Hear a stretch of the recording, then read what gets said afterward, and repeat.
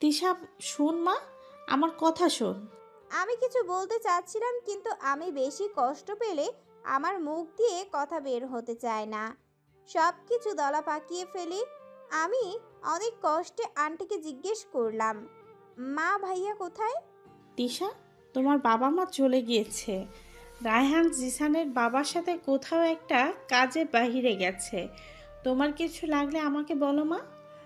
আমার হাতটা ধরে এতক্ষণ মিসেস রুমি ও রোকসানাও রুমের বাহিরে আসলো দেখতে সমস্যা কি। তিশাকে দেখেই যেন তাদের মাথা আরো গরম হয়ে গেল।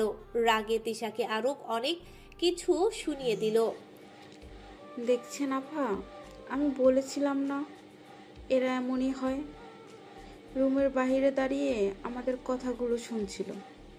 কেমন মেয়ে রে বাবা? এই, তোমার বাবা মা কি কোনো শিক্ষা দেয়নি? কেমন মেয়ে তুমি? লজ্জা শরমের মাথা খেয়েছো মনে হয়। রাবেয়া বেগম ধমক দিয়ে তাদের চুপ করালো, কিন্তু ততক্ষণে দেরি হয়ে গিয়েছে। তিশা সেখান থেকে দৌড়ে বাড়ির বাহিরে চলে গেল। এতিমখানার সব কাজ শেষ করে তাদের থেকে বিদায় নিয়ে নিল জিসান। জিসানের কাজিন হীরা বয়সও জিসানের ছোট হলেও তাদের সাথে বন্ধুসুলভ আচরণ জিসানের। আর এত বছর পর কাজিনদের পেয়ে জিসানও বেশ খুশি। তাই তো তাদের সাথে গল্প করতে করতে ড্রাইভ করে বাসার দিকে আসছিল। বাড়ির খুব কাছাকাছি চলে এসেছে তারা। এমন সময় রাস্তার ফুটে দাঁড়িয়ে থাকা একটা মেয়ের দিকে জিসানের চোখ পড়ে। কয়েকজন বোখাটে ছেলে একটা মেয়েকে ঘিরে দাঁড়িয়ে আছে। হোয়াইট কালার সালোয়ার কামিজ, মাথায় ওড়না দেয়া। চেহারাটা পুরো দেখা না গেলেও হাতের ডায়মন্ড চুড়িটা দেখেই দূর থেকে জিসানের চিনতে কষ্ট হয়নি মেয়েটিকে, কারণ এই চুড়িটা জিসান আজ সকালে তিশাকে পরিয়ে দিয়েছিল। প্যারিস থেকে তিশার জন্য এনেছিল চুড়ি জোড়া, কিন্তু দিতে ভুলে গিয়েছিল, তাই আজ নিজের তিশাকে পরিয়ে দিয়েছিল। সাথে সাথেই গাড়ি ব্রেক করে থামিয়ে দেয় জিসান। হঠাৎ গাড়ি এভাবে থামানোর কারণে জিজ্ঞেস করে তাওহিদ। জিসান সিট বেল্ট খুলতে খুলতে সামনে ইশারা করে। তিশা এখানে কি করছে? তাওহিদ সহ তাদের কাজিনরাও তাকিয়ে দেখে আসলেই মেয়েটি তিশা, কিন্তু সবার মুখে একই প্রশ্ন, ও এখানে কেন? রায়হান ও তৌফিক সাহেব মাত্রই বাসায় আসলেন। এসেই শুনে তিশাকে খুঁজে পাওয়া যাচ্ছে না। তৌফিক সাহেব বাড়ির সবার উপর রাগান্বিত হয়ে জিজ্ঞেস করল, খুঁজে পাওয়া যাচ্ছে না মানে কি? কি হয়েছে? নিশি কিছু কথা সংক্ষেপে বলল, যতটুকু ও জানে।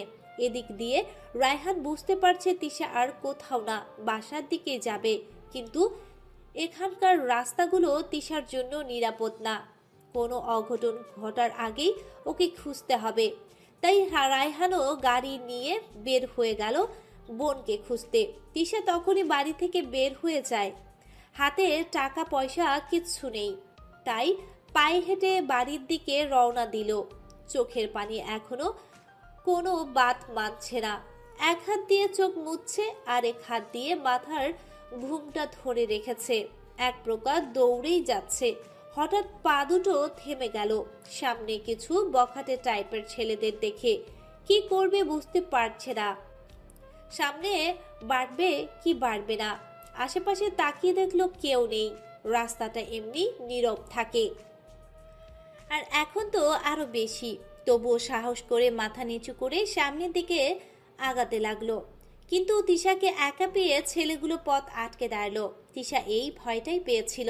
তিশা বারবার বলার পরেও ছেলেগুলো পথ ছাড়লো না, বরং ঘিরে ফেললো ওকে এবং বাজে ইঙ্গিত করতে লাগলো। ঠিক ওই সময় জিসানের গাড়িটা ওখান দিয়ে যাচ্ছিল। তিশা বলে ডাক দিলে ছেলেগুলো পেছনে ঘুরে তাকালো। জিসানকে দেখে কিছুটা ভয় পেয়ে গেল, কারণ জিসান এখানকার স্থানীয়। জিসানের আগে সব রেকর্ড জানা ওদের। আর ছেলেগুলো এই এলাকারই, তাই জিসানকে খুব ভালো করেই চিনে। ছেলেগুলো ভয়ে ঠোক গিলে বলল, তোরা যে মেয়েটাকে ঘিরে রেখেছিস জানিস ওকে? ও আমার ওয়াইফ। খুব শান্তভাবে কথাটা বললেও চেহারাটা ভয়ঙ্কর লাগছে জিসানের। কথায় আছে না, সুন্দর মানুষ রাখলে আরো ভয়ঙ্কর সুন্দর লাগে। এবার ছেলেগুলো ভয় পেয়ে যায়। জিসান দাঁতে দাঁত চেপে তিশাকে প্রশ্ন করে, এদের মধ্যে কেউ তোকে টাচ করেছে? তিশা এই 3 বখাটেকে দেখে যত না ভয় পেয়েছে তার থেকে বেশি ভয় পাচ্ছে এখন জিসানকে দেখে।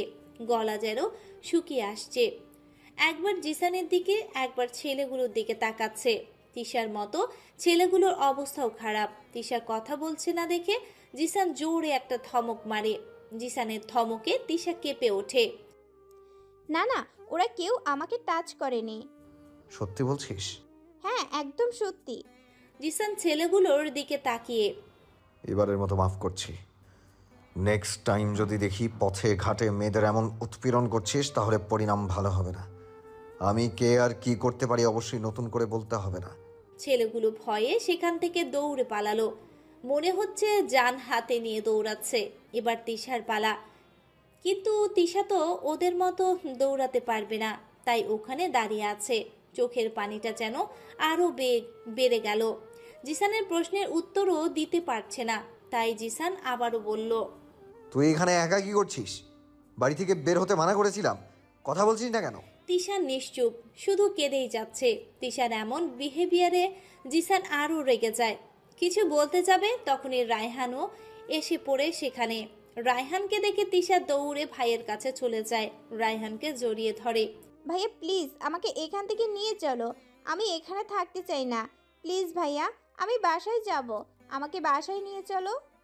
রায়হান বুঝতে পারছে কিছু একটা হয়েছে, যার কারণে তিশা এমন করছে। বোনের মাথায় হাত বুলিয়ে, ঠিক আছে, তুই শান্ত হ আগে। বাসায় আন্টি আঙ্কেল চিন্তা করছে, তাদের থেকে বিদায় নিয়ে আমরা বাসায় চলে যাব, ঠিক আছে? জিসানদের বাসায় যাওয়ার কথা শুনে তিশা চিল্লিয়ে ওঠে, না, আমি যাব না ওই বাসায়। তুমি ফোন করে বলে দিও আন্টি আঙ্কেলকে আমি এখন আমাদের বাসায় যাব। তিশার এ ধরনের কথা শুনে জিসানের এবার ধৈর্যের বাঁধ ভেঙে গেল। জিসান বুঝতে পারছে বাসায় কিছু একটা অঘটন হয়েছে, যার কারণে তিশা এমন উদ্ভট আচরণ করছে। না জানা পর্যন্ত তিশাকে কোনোভাবেই একা ছাড়া যাবে না। জিসান তিশার হাত চেপে ধরে নিজের দিকে নিয়ে আসলো। আমার প্রশ্নের উত্তর না পাওয়া পর্যন্ত তুই কোথাও যাবি না। তিশাকে নিজের গাড়িতে বসিয়ে চলে গেল। তাওহিদ, হীরা, নীর, রায়হান নীরব দর্শকের মতো রাস্তায় দাঁড়িয়ে আছে। রায়হানকে উদ্দেশ্য করে তাওহিদ বলে, এই বেটার সাথে জীবনেও কোথাও যাবো না, কিছু হলেই আমাকে মাঝ রাস্তায় ফেলে চলে যায়। এমন ভাই আল্লাহ আর কারো না দেখ। তানজিলা রাবিয়া বেগম মাথা টিপে দিচ্ছে।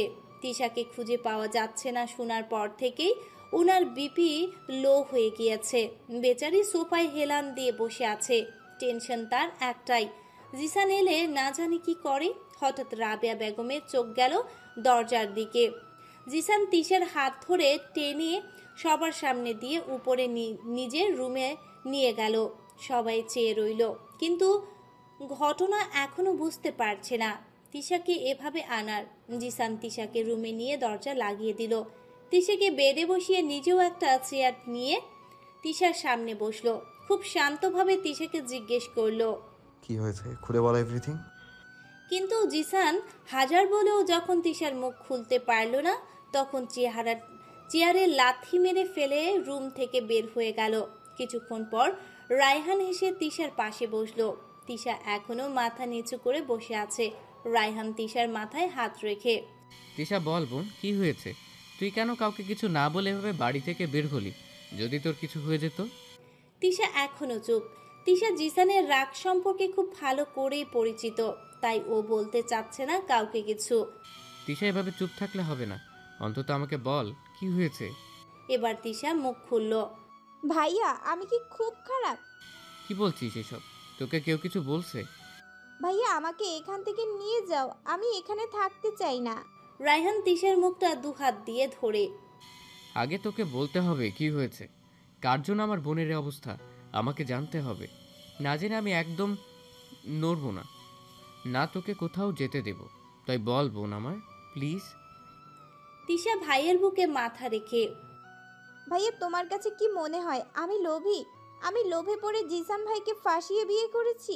আমি তাকে আমার রূপ দেখিয়ে পাগল করে তুলেছি? তিশা মাথা তুলে, ভাইয়া সত্যি করে বলছি, তোমাদের কসম, আমি এমন কখনো কিছু করিনি যার কারণে জিসান ভাইয়ের মনে আমার প্রতি কোনো অনুভূতি আসুক।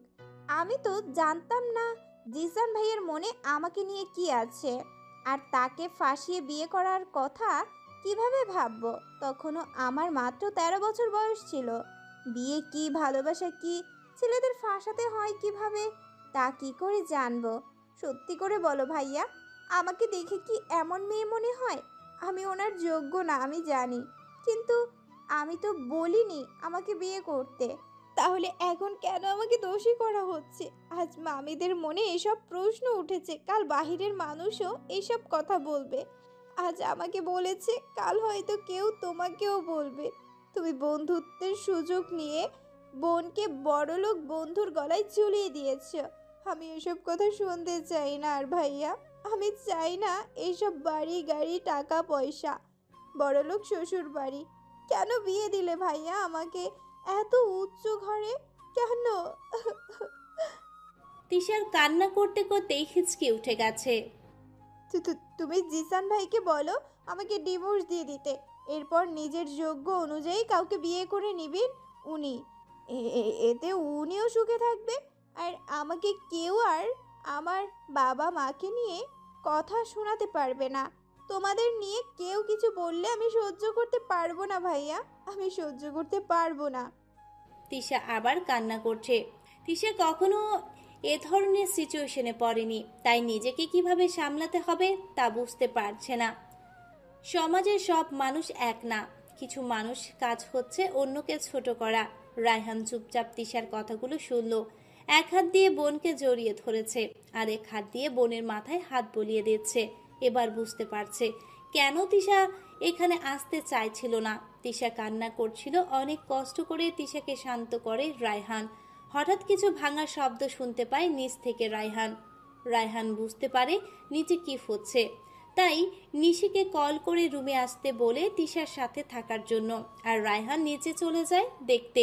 তখনে ফোনের লাউড স্পিকারে জিসানের বাড়ির সবাই জানতে পারে কি হয়েছে।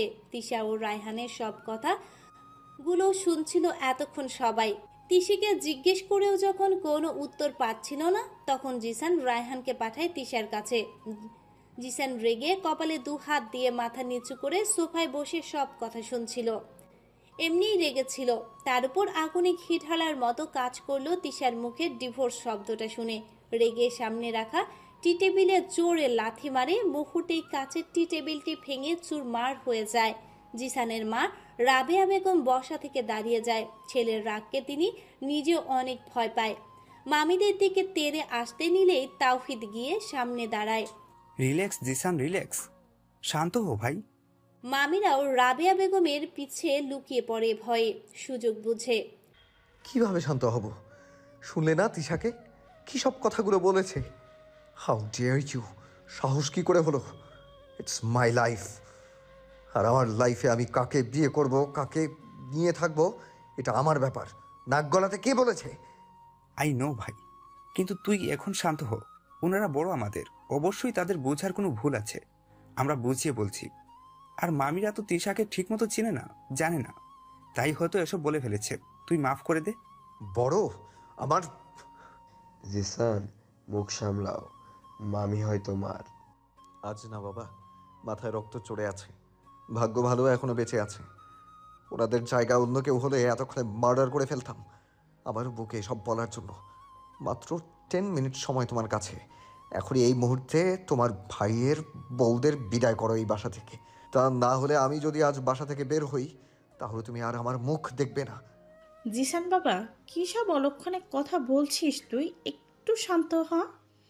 Just 10 minutes. জিসান উপরে চলে গেল। রাবেয়া বেগম অসহায় চোখে নিজের স্বামী আর ভাইদের দিকে তাকালো। তৌফিক সাহেব কিছু না বলে নিজের রুমে চলে গেলেন। ছেলে যেহেতু একবার বলেছে, তাহলে এখন আর হাজার চেষ্টা করেও থামাতে পারবে না, তা উনি খুব ভালো করেই জানে। জিসান রুমে এসে দেখে তিশা নিশির সাথে বসে আছে। তিশাকে দেখে নিজের রাগটা দমিয়ে ফেলল জিসান। কান্না করে নিজের কি অবস্থা করেছে মেয়েটি, এখন আবার সারা রাত মাথা ব্যথায় ঘুমাতে পারবে না। মনে মনে ভাবছে জিসান। জিসান নিশিকে চলে যেতে বলল, কিন্তু তিশা নিশির হাত ধরে রেখেছে। তার মানে নিশিকে যেতে মানা করছে, চোখের ইশারায় বলার চেষ্টা করছে। প্লিজ নিশু, আমাকে এই হিটলারের কাছে একা ছেড়ে যাস না, আমাকে আবার কিমা না বানিয়ে খেয়ে ফেলে, খুব রেগে আছে। কিন্তু জিসানের ধমকে তিশা নিশিকে ছেড়ে বসা থেকে দাঁড়িয়ে যায়। জিসানকে নিজের দিকে আসতে দেখে তিশা ভয় পেয়ে যায়। আই অ্যাম সরি, আমি আর এমন করব না, না বলে বাসা থেকে বের হব না, সত্যি বলছি, প্লিজ আমাকে। তিশাকে আর কিছু বলতে দিল না। জিসান তিশার হাতটা ধরে টান দিয়ে নিজের কাছে এনে জড়িয়ে নিল নিজের বুকের সাথে। কেন তুই আমাকে একটু আপন ভাবতে পারিস না বলতো? কেন নিজের কষ্টগুলো আমার সাথে ভাগ করতে পারিস না? কেন নিজেকে আমার কাছ থেকে এতটা গুটিয়ে রাখিস? কেন আমার থেকে সবসময় দূরে যাওয়ার চেষ্টা করিস? কেন? জিসান তিশাকে নিজের থেকে সরিয়ে তিশার মুখটা ধরে। তুই আমার অস্তিত্ব, আর নিজের অস্তিত্বকে বিলীন হতে আমি দিতে পারবো না। আমার পুরোটা জীবনে আমি শুধু তোকে জড়িয়ে রেখেছি। তুই বিনা আমি শূন্য। আমি জানি আমি জোর করে তোকে আমার জীবনের সাথে জড়িয়ে ফেলেছি, কিন্তু এতে তো তোর কোনো দোষ নেই। তাই কেউ কিছু বললে তুই নিজেকে কেন দোষ দিবি? দিতে হলে আমাকে দিবি। তোর দেয়া শাস্তিটাও আমি তোর ভালোবাসা ভেবে গ্রহণ করে নেব। আজকের পর থেকে আমার সাথে এমন করিস না, জান। তিশাকে আবার নিজের সাথে জড়িয়ে। আমি বলেছিলাম না, কে কি বলে, কে কি মনে করে তাতে আমার কিচ্ছু যায় আসে না। আমার লাইফে তুই থাকাটা ম্যাটার করে, বাকি সব কিছু জাহান্নামে যাক, আই ডোন্ট কেয়ার। কিন্তু তোর সাথে জড়িত সব কিছু ম্যাটার করে আমার।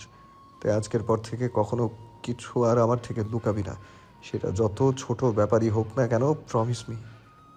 তিশা ভয় পেয়েছিল জিসান হয়তো আজ ওকে খেয়েই ফেলবে, কিন্তু জিসানের এমন শান্ত আচরণে তিশা খুবই অবাক হলো। মনে মনে ভাবছে, এ কোন জিসানকে দেখছে ও? এসব কি সত্যি? কি হলো, প্রমিস কর।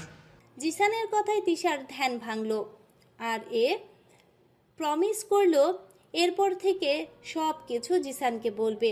জিসান মুখে একটা বাঁকা হাসি দিয়ে তিশাকে বলতে লাগলো, কিন্তু নিজেও যে একটা ভুল করছিস, এখন এর শাস্তিও তো পেতে হবে। তিশাকে তখনও জিসান জড়িয়ে ধরেছিল, কিন্তু জিসানের কথা শুনে তিশার চোখ চড়ক গাছ। কি বলছে লোকটা? শাস্তি? নিজেকে জিসানের কাছ থেকে ছুটানোর চেষ্টা করে তিশা কিন্তু লাভ হলো না। জিসান তিশাকে নিজের সাথে আরো শক্ত করে জড়িয়ে ধরল। তিশার মনে হচ্ছে এই আজরাইল আজ আমাকে দম আটকে মেরেই ফেলবে। কি ভেবেছিলাম, আহারে আমার হিটলারটা ভালো হয়ে গিয়েছে, কিন্তু এ তো আমাকে শাস্তি দেওয়ার সব ব্যবস্থা করে ফেলেছে। জানতে চাইবি না কিসের শাস্তি? তিশার কানের কাছে মুখ এনে, কিসের শাস্তি? আমি আবার কি করলাম? সাহস কি করে হলো জান ডিভোর্সের কথা মুখে আনার? যে শব্দটির কথা আমি কল্পনায়ও কখনো ভাবিনি, আর তুই মুখ দিয়ে বলে দিলি এত ইজিলি? কিভাবে?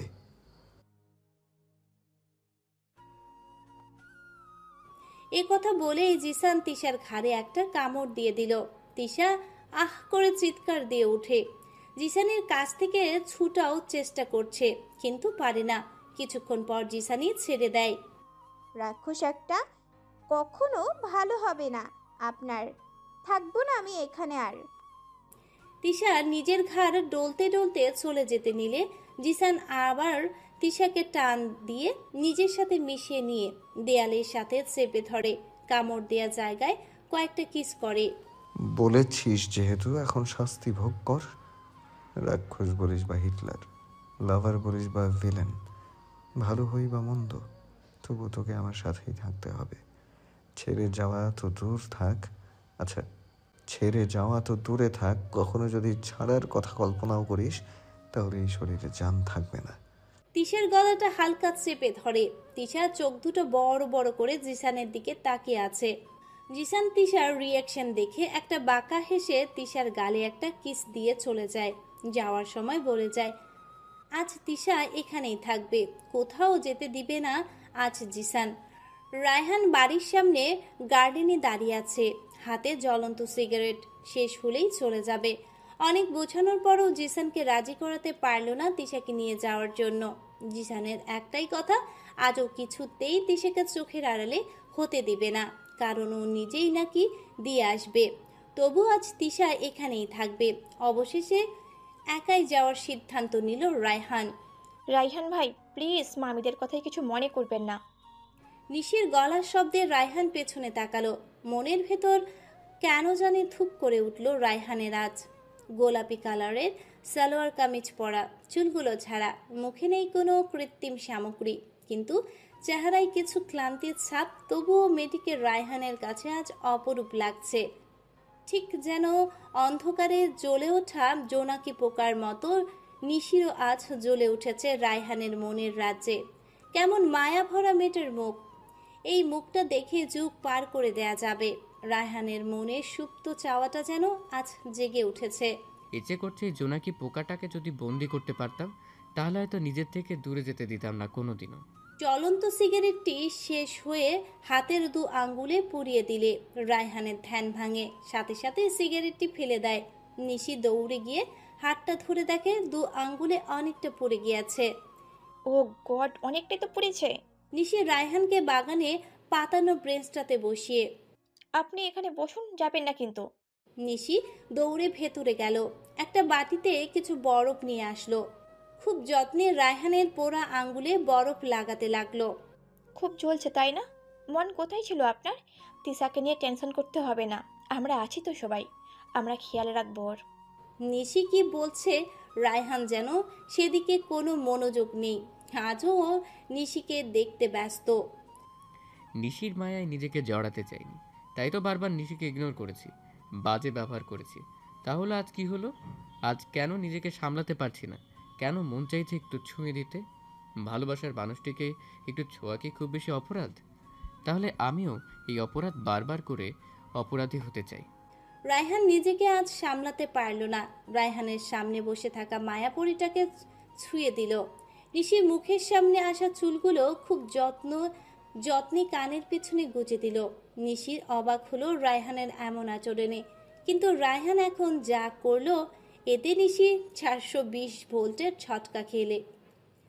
একটু আগে রায়হান নিশির চুলগুলো কানের পেছনে গুজে দিয়ে নিশির কপালে একটা কিস করলো। নিশি গাল আলতো স্পর্শ করে, তোকে আজ অনেক সুন্দর লাগছে নিশু, মনে হচ্ছে আসমান থেকে কোনো মায়াবী পরী নেমে এসে আমার সামনে বসে আছে। নিশিকে এসব বলে রায়হান নিজেও কিছুটা অবাক হলো, বাঁকা হেসে চলে গেল। রায়হান বাইকে উঠতে উঠতে নিশিকে বলল, এখনো বসে আছিস কেন? ভেতরে যা। রায়হানের চিল্লানিতে নিশি উঠে বাড়ির ভেতরের দিকে পা বাড়ালে রায়হানের ডাকে আবার পেছনে তাকালো। নিশি শোন, তিশার খেয়াল রাখিস আর নিজেরও। এ কথা বলেই রায়হান চলে গেল, আর নিশি খুশির ঠেলায় একটা চিৎকার দিল। Tisha darling, I love you.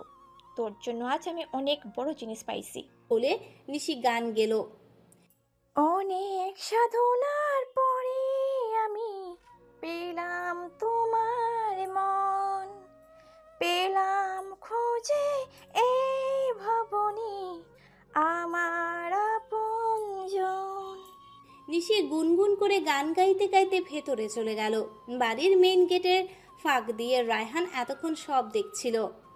কখন ধরে তিশাদের বাড়ির কলিং বেল বেজেই চলেছে, কেউ খুলছে না। দরজার ওপাশে দাঁড়ানো ব্যক্তিটা এখন অনেকটা বিরক্ত বোধ করছে। কিছুক্ষণ পর তিশা এসে দরজাটা খুলে দিল। সামনে দাঁড়ানো মানুষটিকে দেখে অবাক হলো না, বরং হাসি মুখে জিজ্ঞেস করলো, কেমন আছো আপু? এই তো আলহামদুলিল্লাহ, তুমি কেমন আছো? আন্টি নেই বাসায়? আমিও আলহামদুলিল্লাহ আপু, আম্মু আছে। তুমি ভিতরে আসো আগে, আম্মু তোমাকে দেখলে ভীষণ খুশি হবে। কোথায় ছিলে এতদিন? খুলনায় ছিলাম, আমার বড় মামা অসুস্থ ছিল, আজকেই ফিরলাম। ভাবলাম তোমাদের সাথে একটু দেখা করে যাই, তাই চলে আসলাম। ভালোই করেছো, আমারও খুব বোর লাগছিল জানো। চলো তোমার সাথে কিছুক্ষণ গল্প করব। তুমি বসো, আমি আম্মুকে বলে আসছি। রুহি তিশার পাশে বাসায় থাকে। রুহির মায়ের সাথে তিশার মায়ের খুব ভালো বান্ধবীর মতো, সেই সুবাদে রুহিও এই বাসায় আসা যাওয়ায় ভিসা পেয়ে গেছে। কিন্তু রুহি তিশা বা ওর মায়ের জন্য এই বাসায় আসে না, আসে তো অন্য কারণে। রুহি, তিশা আর রেনু বেগম বেশ কিছুক্ষণ গল্প করলো। এরপর তিনি চলে গেলেন রাতের ডিনার রেডি করতে। তিশা চায়ের কাপগুলো রাখতে কিচেনের দিকে পা বাড়ালে কলিং বেল আবার বেজে ওঠে। তিশা ব্যস্ত বলে রুহি দরজা খুলে। দরজাটা খুলেই রুহির মুখে এক অদ্ভুত হাসি ফুটে ওঠে। আর আসবেই না কেন, যাকে এক নজর দেখার জন্য দু ঘন্টা ধরে বসে আছে, তাকে দেখে খুশির ঝলক তো ফুটবেই। রায়হান কখন ধরে দরজার সামনে দাঁড়িয়ে আছে, কিন্তু ভেতরে ঢুকতে পারছে না। রুহি দরজার সামনে দাঁড়িয়ে আছে বলে এবার রায়হান মুখে একটু বিরক্তি প্রকাশ করে বলল, রুহি ম্যাম, যদি একটু সাইড দিতেন তাহলে আমি একটু ভেতরে ঢুকতে পারতাম। রায়হানের কথায় রুহি একটু লজ্জা পেয়ে দরজা থেকে সরে দাঁড়ালো। রায়হান ভেতরে ঢুকে নিজের রুমে চলে গেল। আজ আর বের হবে না। রুহি নামক আপদ যে পর্যন্ত না যায় বাসা থেকে, মেয়েটাকে রায়হানের একদম সহ্য হয় না। দেখলেই মেজাজটা গরম হয়ে যায়।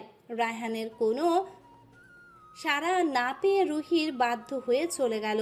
রাতে সবাই ডিনার করে যে যার রুমে চলে গেল। তিশা বিরক্ত বোধ করছে বলে একটু ফেসবুকে উকি মারল। ভালো কিছু না পেয়ে চলে যেতে নিলে হঠাৎ একটা মেসেজ আসে তিশার নাম্বারে। তিশা দেখলো নাম্বারটা প্রাইভেট নাম্বার। মেসেজটা চেক করে তিশা, প্রকৃতি নিজেই সব কিছুর বদলা নেয়, তাহলে তুমি কি করে ভাবলে আমি নেব না? কিছুই ভুলিনি আমি, না ভুলতে দেব কাউকে। আমার হৃদয়ে রক্তক্ষরণ তুমি শুরু করেছো, আর এর খতম আমি করব। কাঁদবে তুমি, ছটফট করবে, কিন্তু এবার বাঁচাতে কেউ আসবে না। আমি কোনো পথ খোলাই রাখবো না। আমার ছোবল দেব তোমাকে, তবুও মরতে দেব না। রেডি, আমি আসছি তোমার ছায়াকে তোমার থেকে কেড়ে নিতে। মেসেজটা পড়ে তিশা শোয়া থেকে লাফ দিয়ে উঠে বসলো। ঘামতে লাগলো, ভয়ে হাত পা কাঁপতে লাগলো। এটা জিসান না তাহলে কে? আর কিসের বদলার কথা বলছে? আমি কার আবার এমন ক্ষতি করলাম? উফ, মাথাটা ফেটে যাবে, আর চিন্তা করতে পারছি না। হঠাৎ বারান্দা দিয়ে কিছু পড়ার শব্দ শুনতে পেল তিশা। কি দেখার জন্য তিশা সামনে বাড়তে লাগলো। ভয়ে যেন হাত পা চলছে না। সামনে একটা ছায়া দেখে তিশা ভয় পেয়ে গেল। চিৎকার করতে যাবে, তখনই ছায়াটি এসে মুখ চেপে ধরল। কি করছিস? সবাইকে কি জানানো খুব দরকার আমি আসছি? তিশা এতক্ষণ ভয় পেলেও জিসানের কণ্ঠ শুনে কিছুটা রিল্যাক্স হলো। মুখ থেকে জিসানের হাতটা সরিয়ে জিসানকে টাইট করে জড়িয়ে ধরে। তিশার এমন কাণ্ডে জিসান কিছুটা অবাক হয়। জিসান তিশার মাথায় হাত বুলিয়ে, কি হয়েছে জান? কোনো সমস্যা? তিশা মাথা নাড়ায় না। তাহলে ভয় পেয়েছিস? তিশা এবার হ্যাঁ বলে। তাই নাকি? আমার পাগলিটা ভয়ও পেতে পারে? তো ম্যাডাম, কে আপনাকে এত ভয় দেখালো তার ঠিকানাটা আমাকে দিন, তাকে একটা ধন্যবাদ দিয়ে আসি। তার কারণেই তো আজ আপনি নিজের থেকে আমার কাছে এসেছেন। এত খুশি আমি কোথায় রাখবো বলেন তো? আমি আবার আজ খুশিতে মরে না যাই। জিসানের কথায় একটু বিরক্ত হয়ে সরে যেতে নিলে উনি আমাকে আরো জোরে আঁকড়ে ধরে। ম্যাডাম, আসছেন আপনার মসজিদে, কিন্তু যেতে হবে আমার মসজিদে, তাই চেষ্টা করেও লাভ নেই। যেমন আছেন তেমনই থাকেন। জিসান আমার মাথায় একটা চুমু দিয়ে চুলের ঘ্রাণ নিতে ব্যস্ত, আর আমি ওনার হৃৎপিণ্ডের প্রতিটি স্পন্দন খুব মনোযোগ দিয়ে শুনছি। ওনার হৃৎপিণ্ডের প্রতিটি ধুকপুক শব্দ আমার অস্তিত্বকে জানান দিচ্ছে। এখানে মনে হয় আমারই বসবাস। তাই তো এই জায়গায় মাথাটা রাখলে সব চিন্তা নিমিষে দূর হয়ে যায়। হঠাৎ আমার খেয়াল হলো উনি ফর্মাল ড্রেস আপে, তার মানে উনি অফিস থেকে সোজা এখানে চলে এসেছেন। আমি ওনার থেকে দূরে সরে বললাম, আপনি বাসায় যাননি? জিসান আমার সামনের চুলগুলো কানের পিছে গুজে দিয়ে বলে, না, আমি অফিস থেকে সোজা এখানে চলে এসেছি। তোকে খুব দেখতে ইচ্ছে করছিল, সকাল পর্যন্ত অপেক্ষা করতে পারছিলাম না। মনটা ছটফট করছিল, মনে হচ্ছে দম আটকে মরে যাব যদি এক্ষুনি আমার জানটাকে না দেখি, তাই চলে আসলাম। তার মানে আপনি ডিনারও করেননি, ঠিক তো? বাসায় গিয়ে কিছু খেয়ে নিবনি, চিন্তা করিস না। তোকে এখন একটু মন ভরে দেখতে দে। জিসানকে খুব টায়ার্ড লাগছে। আমি খুব ভালো করেই জানি সে বাসায় গিয়ে না খেয়ে ঘুমিয়ে পড়বে। আপনি বসুন এখানে, আমি আসছি। কোথায় যাস? আমার হাতটা ধরে। আমি আসছি। আমি জিসানকে বিছানায় বসিয়ে রুম থেকে বের হলাম খাবার আনতে। কি আশ্চর্য, আজ কিছুই নেই। বলে না, প্রয়োজনের সময় কিছু পাওয়া যায় না। আমি তাড়াতাড়ি করে চাউমিন রান্না করে ফেললাম। আমার হাতের চাউমিন জিসানের খুব পছন্দ। আমি রান্না করে প্লেটে নিয়ে পাকের ঘর পরিষ্কার করে চললাম রুমের দিকে। গিয়ে দেখি সাহেব আমার বিছানায় হেলান দিয়ে আধশোয়া হয়ে ঘুমিয়ে পড়েছে। ক্লান্তি তার চেহারায় ফুটে উঠেছে, তবুও খেতে তো হবেই। আমি খুব আস্তে করে তাকে ডেকে তুললাম। ঘুম ঘুম অবস্থায় আমি খাইয়ে দিলাম। উনিও চোখ বন্ধ করে খেয়ে নিলেন। আমি পানি খাইয়ে প্লেটটা রেখে এসে দেখি জিসান বাচ্চাদের মতো গুটিসুটি মেরে শুয়ে আছে। আমিও দরজা লাগিয়ে বাতিটা নিভিয়ে জিসানের পাশে শুয়ে পড়লাম। কিছুক্ষণ পর জিসান হঠাৎ আমার দিকে ফিরে আমার গলায় মুখ ডুবিয়ে আমাকে জড়িয়ে ধরল।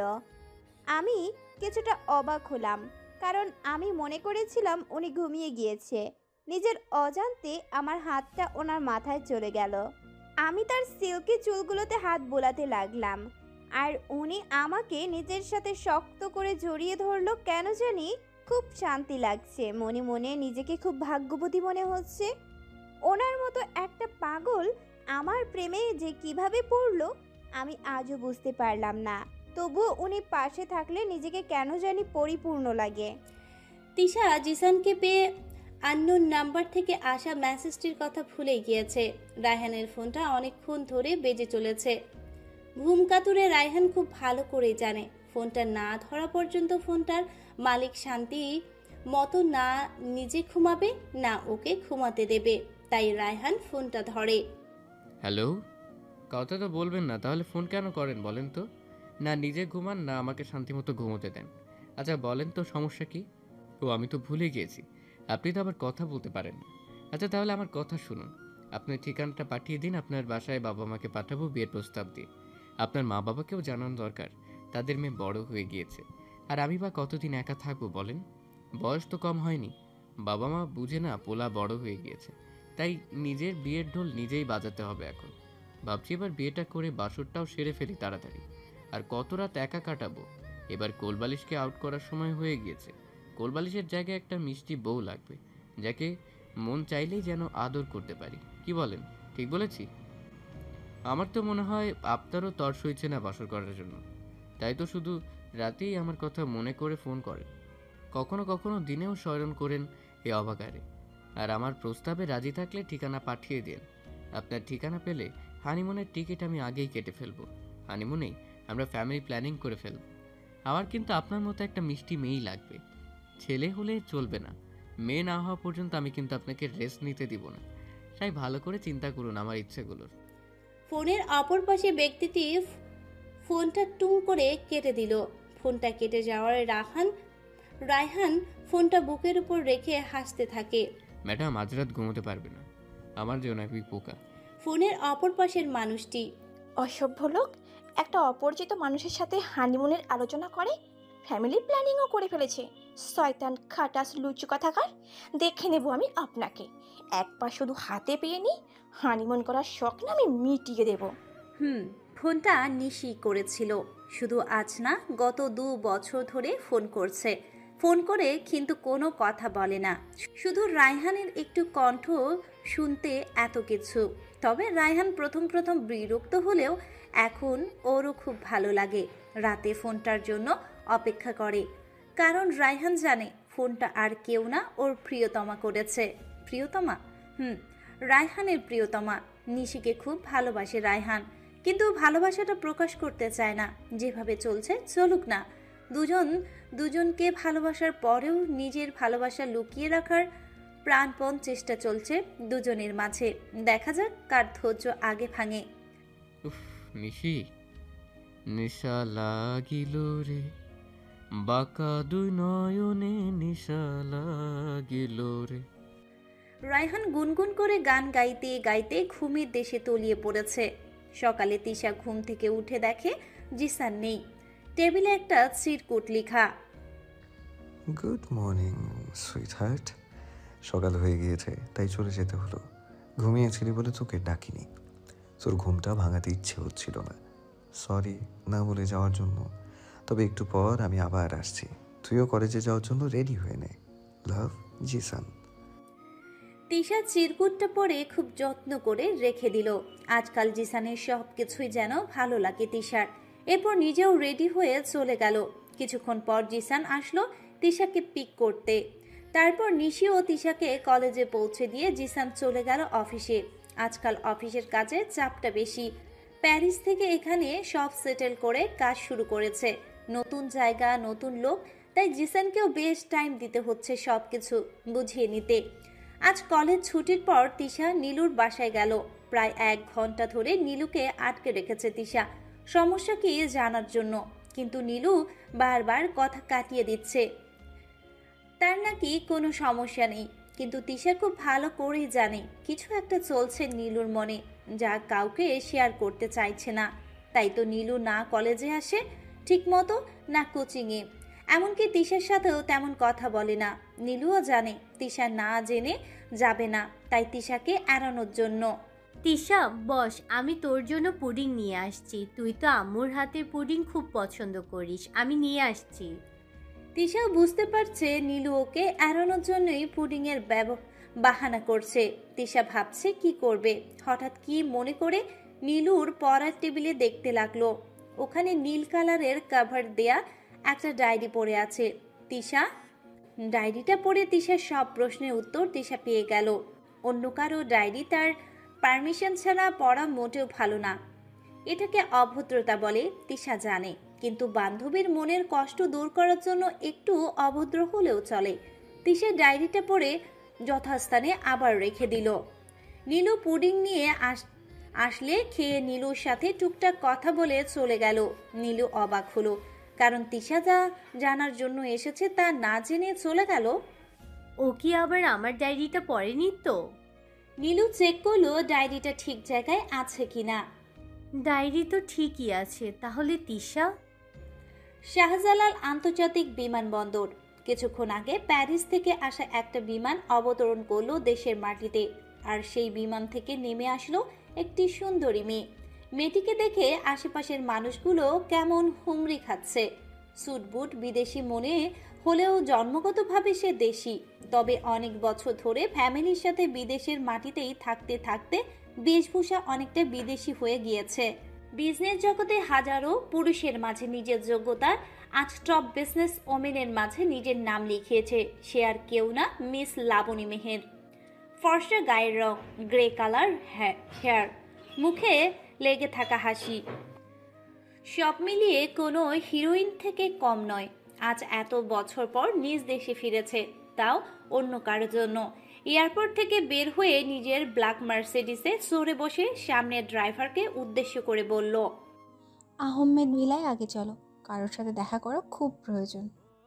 থমথমে পরিবেশ। জিসান চোখ মুখ শক্ত করে রাগান্বিত লুকে আমার দিকে তাকিয়ে আছে, আর আমি তার দিকে তাকাতেই পারছি না। তার রক্তিম চোখের দৃষ্টি আমার ছোট্ট রুহুটা কেঁপে উঠছে ক্ষণে ক্ষণে। হাতের 2 আঙুলে ওড়নাটা প্যাচ করছি আর খুলছি।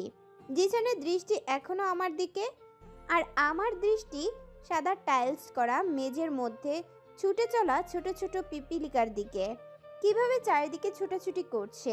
আমারও এখন মন চাইছে পিপিলিকা হয়ে যেতে, তাহলে হয়তো জিসান নামক এই যমরাজ থেকে রক্ষা পেতাম খানিকের জন্য হলেও। Stop this nonsense Tisha. আমি তার চিল্লানিতে কিছুটা কেঁপে উঠলাম। জিসানকে আমার দিকে আসতে দেখে আমি ভয়ে পিছাতে নিলে আমাকে ইশারায় সামনে আসতে বলে। Right now. আমি কচ্ছপের মতো আস্তে আস্তে পা ফেলে তার সামনে দাঁড়াই। জিসান আমার হাতটা শক্ত করে চেপে ধরে চেয়ারে বসিয়ে 2 সাইডের হাতলে নিজের 2 হাত রেখে আমাকে আটকে ফেলে। আমার দিকে একটু ঝুঁকে প্রশ্ন ছুঁড়ে মারে, ছেলেটাকে তিশা? আবির ভাইয়া। আমি? কে এই আবির ভাইয়া, যাকে আমি চিনি না? কি হয় তোর? কি সম্পর্ক তোর সাথে? Speak up damn, I can't handle myself, speak. জিসানের এমন ভয়ার্ত লুকে আমার কলিজার পানি শুকিয়ে গেল। তখনই মনে হয় কলিজাটা ফেটে চূর্ণ বিচূর্ণ হয়ে যাবে। ভয়ে জিসানকে পুরো ব্যাপারটা খুলে বললাম, আবির ভাইয়া নীলুর কাজিন। নীলুর ব্যাপারে কথা বলতেই গিয়েছিলাম আবির ভাইয়ার সাথে।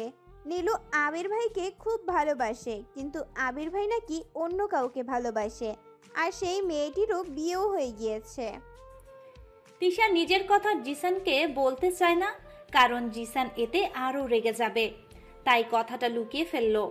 জিসান যদি জানে আবির যাকে ভালোবাসে সে আর কেউ না তিশা, তাহলে কিছু চিন্তা না করে আবিরকে কিছু করে ফেলবে। তাই তাকে বোঝাতে গিয়েছিলাম নীলুও তাকে খুব করে চায়, সে যেন নীলু আর তার সম্পর্ককে একটা সুযোগ দেয়। নীলু আজকাল খুব ডিপ্রেশনে ভুগছে, তাই জাস্ট তার সাথে। তিশাকে আর কিছু বলতে দিল না জিসান। তিশার দিকে আরো একটু ঝুঁকে গালটা খুব রুডলি ভাবে হাত দিয়ে চেপে ধরে। সাহস কি করে হলো তোর আমার সাথে মিথ্যা বলার? তো আবার বান্ধবীর প্রেমিকের সাথে দেখা করার জন্য? কলিজাটা মনে হয় বেশ বড় হয়ে গিয়েছে। কি ভেবেছিলি আমি জানতে পারবো না, নাকি আমাকে বোকা ভাবিস? আমার চোখে যে সব সময় তোকে দেখে তাও ভুলে গিয়েছিস মনে হয়।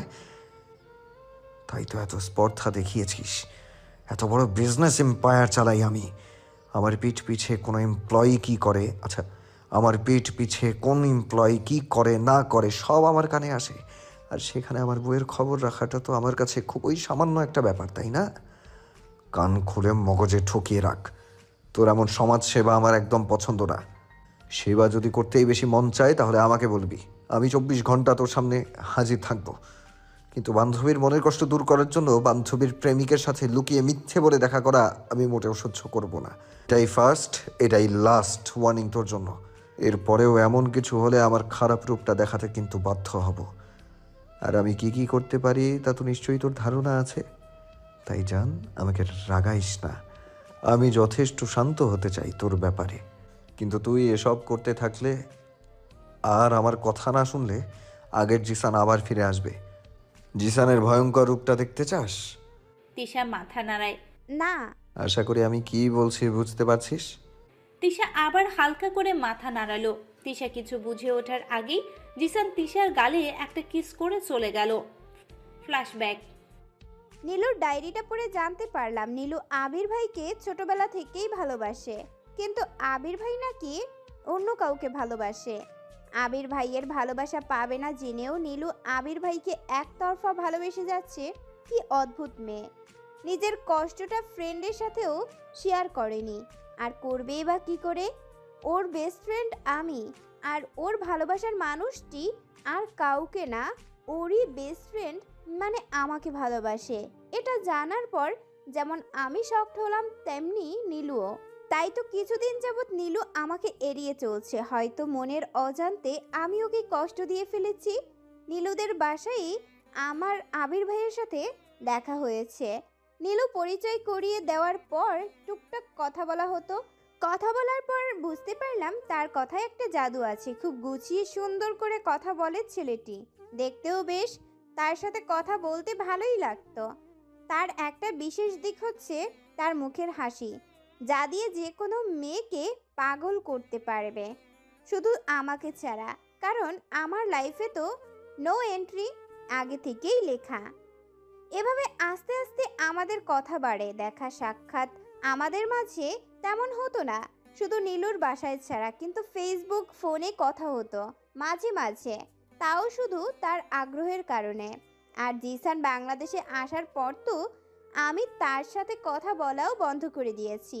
ফেসবুক থেকেও ব্লকও করে দিয়েছি, কারণ যমরাজ জানতে পারলে আমার পিঠের ছাল তুলে ফেলবে। তিনি নাকি আমাকে ফ্রেন্ড ভাবেন, আমার সাথে কথা বলতে ভালো লাগে।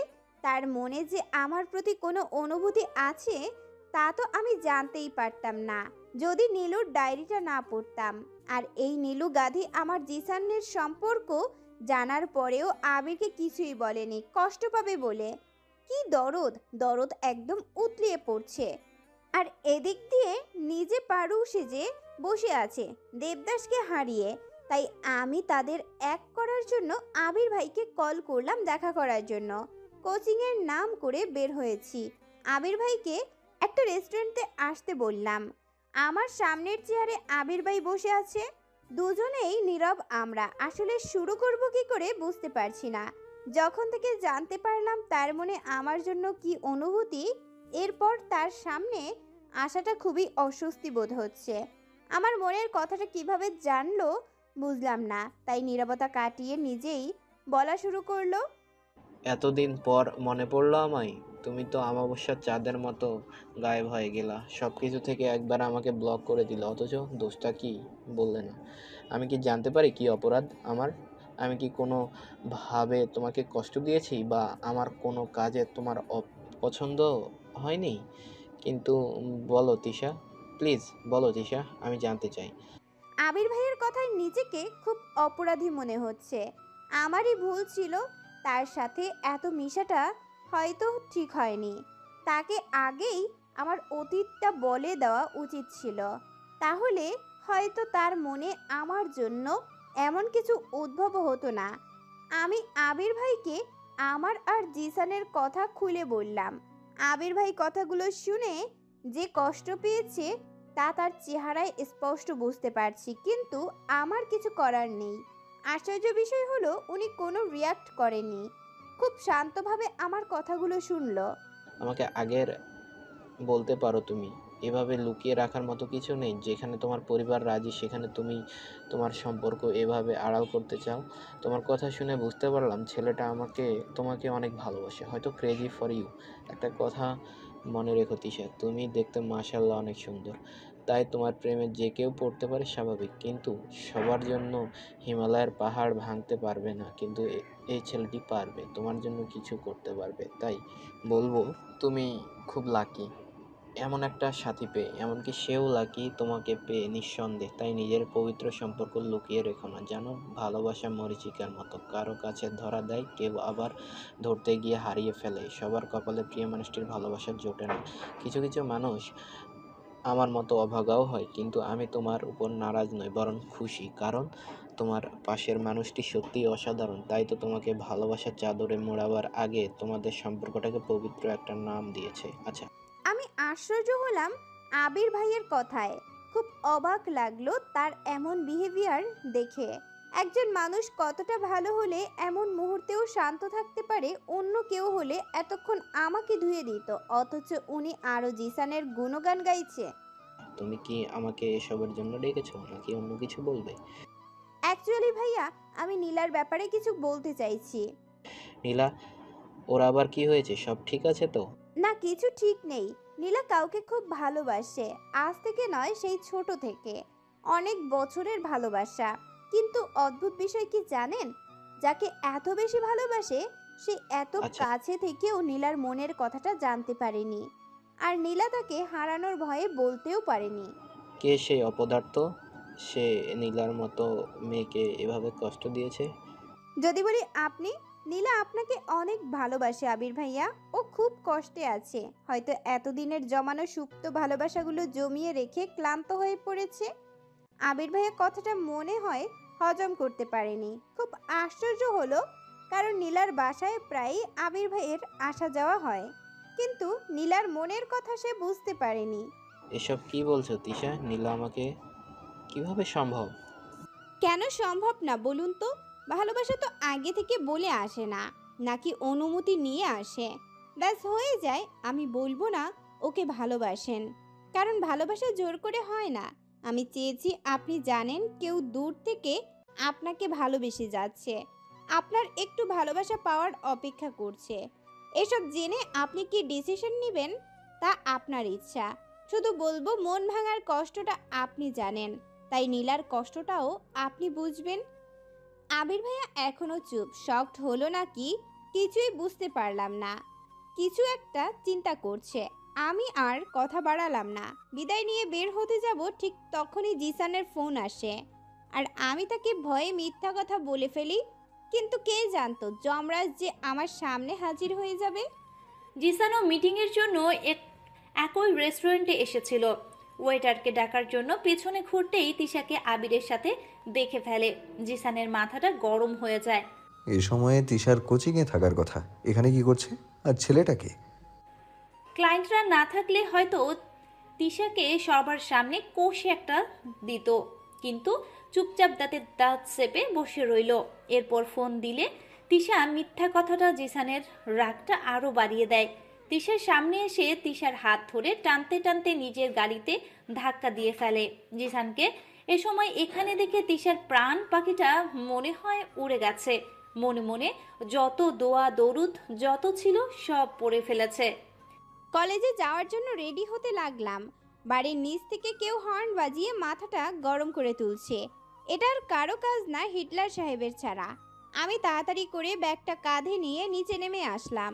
সাহেব গাড়িতে হেলান দিয়ে মোবাইল টিপছে, পারে না মোবাইলের ভেতর ঢুকে পড়বে। কি এমন মধু আছে যে মোবাইলের আল্লাহই জানে। তাই তো আমার দিকে তাকাবার সময়ও নেই, যা খুশি তাই করুক, আমার কি। আমি তার কালকের ব্যবহার ভুলি নাই, এত সহজে ভুলবো না মিস্টার জিসান।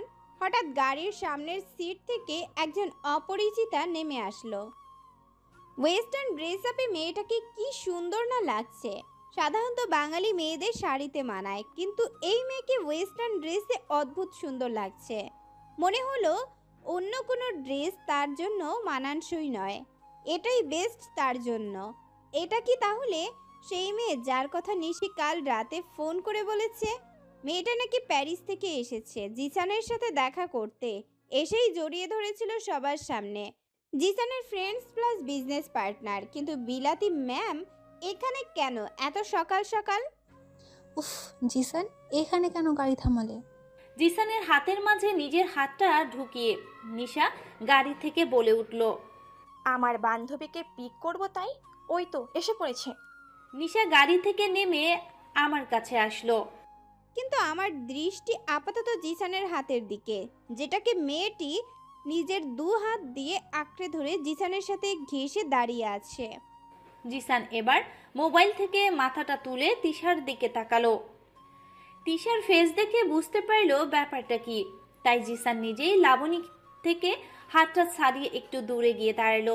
নিশি তিশাকে লাবণীকে সামনে এনে, তিশা, উনি লাবণী দি, প্যারিস থেকে এসেছে, ভাইয়ার ফ্রেন্ড। ও Tisha, you are so cute, একদম ডানা কাটা পরি। তিশার গাল দুটো টেনে। কিছুক্ষণ পর রায়হান আসলে জিসান রায়হানের সাথে পরিচয় করে দেয়। লাবণী, ও হলো রায়হান, তোমাকে বলেছিলাম না? Oh yeah Raihan, nice to meet you. Handshake করে। তোমার গল্প এত শুনেছি জিসানের মুখে, কি বলবো। আমার তো খুব হিংসা হতো, মেয়ে হলে নির্ঘাত জিসান তোমার প্রেমে পড়ে যেত। বাই দ্য ওয়ে, তিশা কিন্তু রায়হানের বোন আর নিশির বেস্ট ফ্রেন্ড। ও তাই নাকি? তোমার বেস্ট ফ্রেন্ডের বোন? তোমার বোনের best friend? Wow, so amazing. তিশার খুব খারাপ লাগলো, কারণ জিসান শুধু ওর পরিচয়টা নিজের ফ্রেন্ডের বোন বলে দিয়েছে। কিন্তু কেন? তিশা তো খুশি হবার কথা। তিশা নিজেও চাইতো ওর আর জিসানের সম্পর্কটা পাবলিক না করতে। তাহলে আজ যখন জিসান নিজে তাদের সম্পর্কটা লুকালো, তখন তিশার এতটা খারাপ কেন লাগছে? নিজের অজান্তে চোখের কোণায় জল জমে গেল। গাড়িতে আজ তিশার জায়গায় লাবণী বসেছে, আর তিশা নিশির সাথে পেছনে। পুরো রাস্তায় তিশা আর কোনো কথা বলল না। জিসান লাবণীর সাথে কথা বলতে বলতে আর চোখে মিরর দিয়ে তিশাকে দেখলো। তিশার বিষণ্ণতা মাখা মুখখানি জিসানের বুকে তীরের মতো লাগছে। এমন হাজারো কষ্ট জিসান পেয়েছে তিশার থেকে, তাই তো আজ ইচ্ছে করেই নিজের আর তিশার সম্পর্কটা লাবণীর সামনে তুলে ধরেনি। তিশাকে কষ্ট দিতে চায়নি, শুধু নিজের কষ্টটা বোঝাতে চাইছে। কারণ তিশাও তাদের সম্পর্কটা সবার থেকে লুকিয়ে রাখে। কারণটা কি জিসানের আজও জানা নেই। মনটা ভালো নেই, বিষণ্ণতা ভর করছে মনের মধ্যে, হাহাকার করছে কারো জন্য। কেন জানি মনে হচ্ছে কি যেন হারিয়ে ফেলছি জীবন থেকে। লাবণীর সাথে জিসানকে দেখে আমার মনটা কেন এত জ্বলছে, কেন আমার সহ্য হচ্ছে না। একদলা কালো মেঘ যেন আমার আকাশটাকে অন্ধকার করে তুলছে, আর আমি হাতছানি দিয়ে কিছু খোঁজার চেষ্টা করেও পাইনি। ওনাকে হারানোর কথায় মনটা কেমন কেঁদে উঠছে বারবার। আশ্চর্য, আগে তো এমন হয়নি, তাহলে আজ কেন? তাহলে কি আমি জিসানকে ভালোবেসে ফেলেছি? নিজের অজান্তেই তিশার মুখে হাসি আর চোখে জল এসে পড়েছে। ক্লাসেও মন নেই তিশার। নিশি ও নীলু ব্যাপারটা খেয়াল করলো, কিন্তু তবুও কিছু বলল না। ভাবলো তিশার মন ভালো হলে তিশাই বলবে, সমস্যা কি। ছুটি হবার আগ পর্যন্ত তিশা ছটফট করতে লাগলো। তিশার এমন বিহেভিয়ার দেখে নীলু কয়েকবার জিজ্ঞেস করেছে কিন্তু কোনো উত্তর পেল না। ছুটির পর নিশি ও তিশা গাড়িতে উঠতে নিবে, ঠিক তখনই তিশার এমন বিহেভিয়ার দেখে নীলু কয়েকবার জিজ্ঞেস করেছে, কিন্তু কোনো উত্তর পেল না। ছুটির পর নিশি ও তিশা গাড়িতে উঠতে নিবে, ঠিক তখনই জিসানের ড্রাইভার রফিক গাড়ি নিয়ে তাদের সামনে আসলো। আরে রাফিক ভাই, আপনি এখানে কি করেন? আমরা তো গাড়ি নিয়ে এসেছি। রফিক গাড়ি থেকে নেমে আসলে নিশি আপু আমাকে বাই পাঠিয়েছে বাবিকে নিতে। তিশা খুব অবাক হয়ে রফিকের দিকে তাকালো। কেন আর কোথায়? বাই অফিসে, আপনাকেও অফিসে নিয়ে যেতে বলেছে। তিশার মেজাজ গরম হয়ে গেল। কি চাই লোকটা? কাল বকেছে, আজ ইগনোর করেছে, তাহলে এখন আর কি বাকি? অপমান করার বাকি আছে তাই তো? না হলে অফিসে আমার কি কাজ? ভাইয়া আমি কোথাও যাব না, আপনি চলে যান, আমি এখন বাসায় যাব। আপনি না গেলে বাই খুব রাগ করবে আমার উপর, আমার চাকরি থাকবে না। তিশাও জানে জিসানের রাগ সম্পর্কে, তাই বাধ্য হয়ে চলে গেল। প্রায় আধ ঘন্টা ধরে তিশা ওয়েটিং রুমে বসে আছে। রিসেপশনে বসে থাকা মেয়েটি কলেজ ড্রেস পরা তিশাকে তেমন পাত্তা দিল না। নিজের নামটা কাগজে লিখে দেওয়ার পরেও রিসেপশনের নামটা চেকও করেনি একবার। তাই বাধ্য হয়ে তিশাকে এখন অপেক্ষা করতে হচ্ছে ওয়েটিং রুমে। ক্লান্ত শরীরটা এসির হালকা ঠান্ডা বাতাসে শীতল অনুভূতি হয়ে ঘুমের ঘোর লাগছে। তাই সোফায় হালকা হেলান দিয়ে চোখটা বন্ধ করার সাথে সাথেই ঘুমিয়ে গেল তিশা। অফিসে কর্মরত সবাই আসা যাওয়ার সময় কলেজ পড়ুয়া একজন মেয়েকে ওয়েটিং রুমে দেখে খুব আশ্চর্য হচ্ছে। সবাই ভাবছে হয়তো অফিস কর্মরত কারোর সাথে দেখা করতে এসেছে। জিসানের বিদেশি কিছু ক্লায়েন্ট আসার একটু ব্যস্ত ছিল, তাই তিশার খোঁজ নিতে পারেনি। ক্লায়েন্টদের বিদায় দিয়ে নিজের কেবিনে গিয়ে একটু আশ্চর্য হলো। তিশাকে রুমে আসা করেছিল, কিন্তু তিশা নেই। তাহলে কি ও আসেনি? না আসলে রফিক অবশ্যই আমাকে একবার কল করতো। জিসান তার পিয়ে সোমকে ডাক দিল। সোম এসে হাজির হলো। আমার একজন গেস্ট আসার কথা ছিল, সে কি আসেনি? স্যার আসলে তো জানতাম। আমি নিজে রিসেপশনে গিয়ে রিনিকে বলে এসেছি কেউ আসলে আমাকে ইনফর্ম করতে। জিসানের মাথায় চিন্তা ভর করলো, সাথে সাথেই রফিককে কল করলো। রফিককে কথা শোনার পর জিসান তাড়াহুড়ো করে কেবিন থেকে বের হলো। পেছন পেছন সোমও ছুটল। রিসেপশনে যাওয়ার সময় ওয়েটিং রুমের দিকে চোখ পড়ে জিসানের। তিশাকে দেখে একটা দীর্ঘশ্বাস ছাড়ে। এতক্ষণে চিন্তা যেন মাথা ফেটে যাচ্ছিল। রফিককে ফোন দেওয়ার পর যখন বলল তিশাকে নাকি অফিসের সামনে নামিয়ে দিয়েছে আরও আধ ঘন্টা আগে, অথচ তিশা অফিসে আসে নাই, তাই জিসান ভয় পেয়ে গিয়েছিল।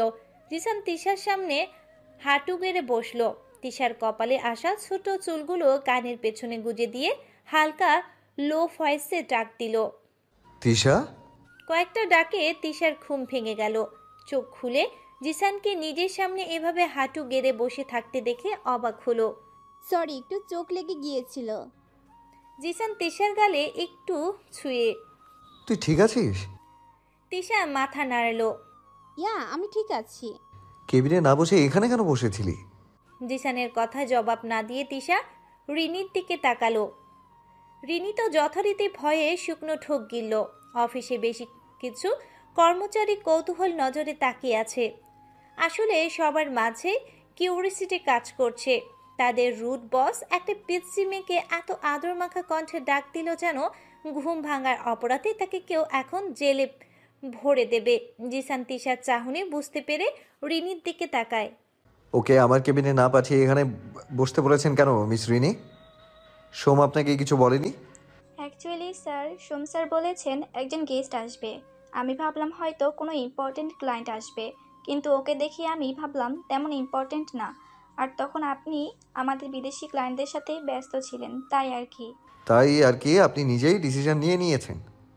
মিস রিনি, প্রথমত এই অফিসে ডিসিশন নেওয়ার জন্য আমি এখনও আছি, তাই আপনাকে বেশি ভাবতে হবে না। আর দ্বিতীয়ত, যাকে আপনি তুমি বলে সম্বোধন করছেন সেও অফিসের বস, তাই তাকে রেসপেক্ট দিয়ে কথা বলুন। রিনি সহ অফিসের সবাই কৌতূহল চোখে জিসানের দিকে তাকিয়ে আছে। কি হলো মিস রিনি? আপনি হয়তো বুঝতে পারেননি আমার কথা, তাই তো? ওকে ওয়েল। তিশার লেখা কার্ডটা কোথায় মিস রিনি? রিনি কার্ডটা ঝটফট খুলে বের করে জিসানের সামনে আনলো। পড়ুন। কার্ডে তিশার পুরো নামটা দেখে রিনি একবার জিসানের দিকে আরেকবার তিশার দিকে তাকালো। কি হলো, পড়ুন। মিসেস তিশা জিসান আহমেদ। রিনি পড়ল। মিস রিনি, জোরে পড়ুন। রিনি তখন জোরেই নামটা বলল। অফিসের সবাই স্তব্ধ হয়ে দাঁড়িয়ে রইল। সবাই তিশার দিকে তাকিয়ে আছে। কলেজ ড্রেস পরা, মাথায় দুটো বেনি করা, গলায় একটা আইডেন্টি কার্ড ঝুলানো। দেখতে অনেকটা বাচ্চা বাচ্চা ফিলিংস আসে এই মেয়ের মধ্যে।